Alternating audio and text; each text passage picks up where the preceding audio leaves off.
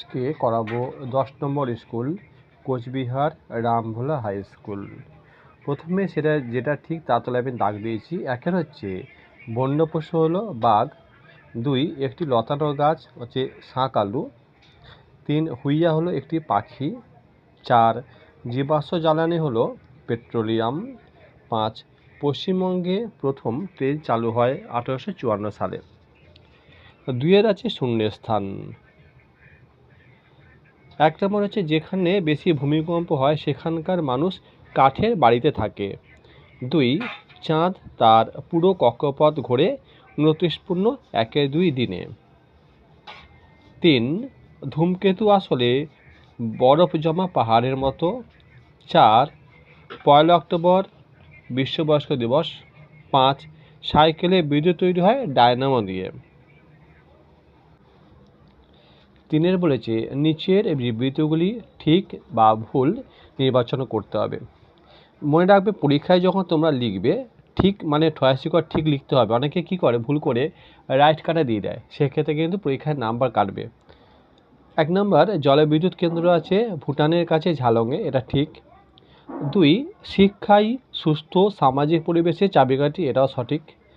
3 হরপ্পাবান সমভূমি অঞ্চলে দেখা যায়, এটা ভুল, এটা পার্বত্য অঞ্চলে দেখা যায়। 4 বৃহস্পতি একটি গ্রহ, এটা ঠিক। 5 ধোঁয়ায় সালফারের বিষাক্ত গ্যাস থাকে, এটা ঠিক।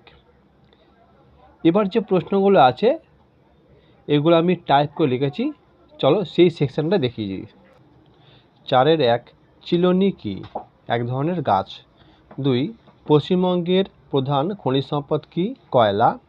3 আগ্নেয়গিরি থেকে কি বের হয়? লাভা। 4 পৃথিবীর উপগ্রহটির নাম লেখো। চাঁদ। 5 কত সালে কলকাতায় প্রথম রিক্সা আসে? 1900 সালে। 6 পানসি কি?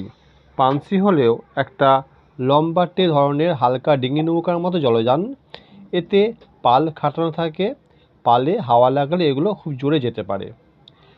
4 7 পেপার শব্দটি কোন শব্দ থেকে এসছে? প্যাপিরাস থেকে। 4 8 টেলিস্কোপ কে আবিষ্কার করেন? Galileo Galilei. 9 গৌণ জোয়ারের কতক্ষণ পর মুখ্য জোয়ার হয়? 12 ঘন্টা 26 মিনিট পর। 4 10 কোন তিথিতে সূর্যগ্রহণ হয়? অমাবস্যা তিথিতে। এবার একটু বড় প্রশ্ন আছে, জোয়ারের কারণ কি? বিশালাকার পৃথিবীর প্রায় 3 ভাগ জল এবং 1 ভাগ স্থল। এই বিস্তীর্ণ জলরাশির ওপর চাঁদ ও সূর্যের মিলিত আকর্ষণ বল যথেষ্ট বেশি। এই আকর্ষণের প্রভাবে জলরাশি ফুলে ওঠে জোয়ার এবং কমে গিয়ে ভাটা সৃষ্টি করে। তাছাড়া পৃথিবীর আবর্তন গতির ফলেও পৃথিবীতে জোয়ার ভাটা সৃষ্টি হয়। 5 2 অপ্রচলিত শক্তি কোনগুলি? সৌরশক্তি, বায়ুশক্তি, জৈবশক্তি। 5 3 সমাজভিত্তিক বন কাকে বলে? কোনো অঞ্চলে ব্যবহৃত পতিত ও অনুর্বর জমিতে যখন সামাজিক কল্যাণের উদ্দেশ্যে গাছ লাগানো হয় তখন তাকে সমাজভিত্তিক বন বলে। 5 4 মানুষ বাঘ মারত কেন? বাঘের আক্রমণ থেকে নিজেকে এবং অন্যান্যদের বাঁচাতে মানুষ বাঘ মারত, তবে বন্দুক দিয়ে বাঘ মেরে সেই ছবি ঘরে টাঙিয়ে রাখত নিজের বীরত্ব দেখানোর জন্য। আবার অনেকে বাঘের চামড়া দেয়ালে টাঙানোর জন্য বাঘ মারত। 5 কাগজে লেখা শুরুর আগে কিসের কিসব লেখা হতো? তালপাতায় লেখা হতো। বন থেকে আমরা কী কী পাই? বন থেকে আমরা যে জিনিসগুলো পাই সেগুলো হলো বাঁচার জন্য অক্সিজেন, জ্বালানির কাঠ, আসবাবপত্র তৈরির কাঠ, ওষুধ, মধু ও মোম, ফুল, ফল, কাগজ, মশলা, দড়ি, আটা, ধুনা, রেশম, রবার, গদ, রজন ইত্যাদি। বনভূমি সংরক্ষণের প্রয়োজনীয়তা। 1 নম্বর হচ্ছে বনভূমির গাছপালা পরিবেশ থেকে কার্বন ডাই অক্সাইড শোষণ করে এবং অক্সিজেন ত্যাগ করে। 2 পরিবেশকে দূষণমুক্ত রাখতে বনভূমির অবদান অনেক। 3 বনভূমিতে বসবাসকারী উদ্ভিদ প্রাণীসমূহের প্রাকৃতিক বাসস্থান বজায় রাখে বনভূমি। 4 বনভূমি থেকে প্রয়োজনীয় কাঠ, ওষুধ, অর্থকরী উপাদান প্রভৃতি সংগ্রহ করা হয়।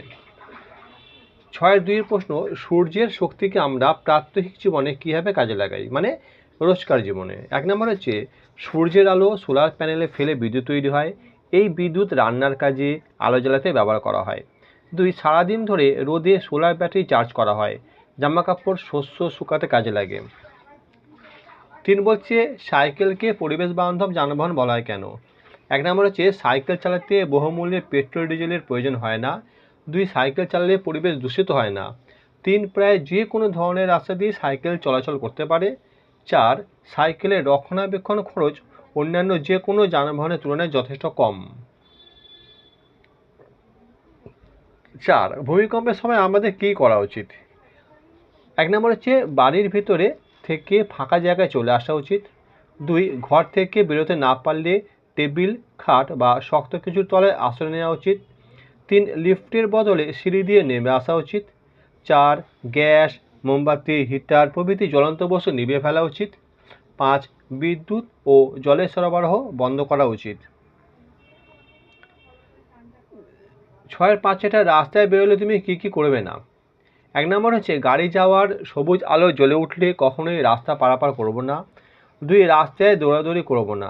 3 বড় গাড়ির দিক পরিবর্তনের সময় গাড়ির কাছাকাছি আসব না। 4 রাস্তার ওপর কখনোই খেলব না বা দৌড়াদৌড়ি করব না। 5 বাস থেকে লাফ দিয়ে নামব না। 6 নামার দিকে চলন্ত গাড়ি বা বাইক আসলে নামব না। বাসে ঝুলন্ত অবস্থায় যাব না। হেলমেট ছাড়া মোটরসাইকেল ব্যবহার করব না। রাস্তা পারাপারের সময় মোবাইল ব্যবহার করব না। রাস্তায় কলার খোসা ফেলব না। 6টা অমাবস্যা পূর্ণিমা তিথিতে জোয়ার সবচেয়ে বেশি হয় কেন? প্রথম হচ্ছে অমাবস্যা। পৃথিবী ও সূর্যের মাঝে চাঁদ অবস্থান করে বলে চাঁদ ও সূর্যের মিলিত আকর্ষণজনিত কারণে প্রবল জোয়ার সৃষ্টি হয়। আর পূর্ণিমা তিথি কি না, চাঁদ ও সূর্যের মাঝে পৃথিবী অবস্থান করে বলে পৃথিবীর একদিকে চাঁদ অপরদিকে সূর্যের আকর্ষণ বল কার্য করে। এর ফলে পৃথিবীর দুদিকে প্রবল জোয়ারের সৃষ্টি হয়। জলচক্রের ছবি, আমি একটা ছবি দেখাচ্ছি, তোমরা সেই ছবিটা এঁকে নেবে। এইভাবে ছবিটা সুন্দর করে এঁকে নেবে, জলচক্রের ছবি। ওকে, লাস্ট প্রশ্ন আজকের, কয়লা কীভাবে সৃষ্টি হয়েছে লেখো। ভূ আলোড়ন বা ভূমিকম্পের ফলে উদ্ভিদ ও প্রাণীর দেহাবশেষ মাটির তলায় চাপা পড়ে যায়। হাজার হাজার বছর ধরে মাটির তলার চাপ এবং তাপে এগুলো পরিবর্তিত হয়ে থাকে। অবশেষে উদ্ভিদ ও প্রাণীর দেহের অংশ জমাট বেঁধে কয়লায় পরিণত হয়। পচে যাওয়া অংশ তরল হয়ে পেট্রোলে পরিণত হয়। আসলে এতটাই। পরের ভিডিও আমরা করব 11 নম্বর স্কুল DH ভারত সেবাশ্রম সংঘ।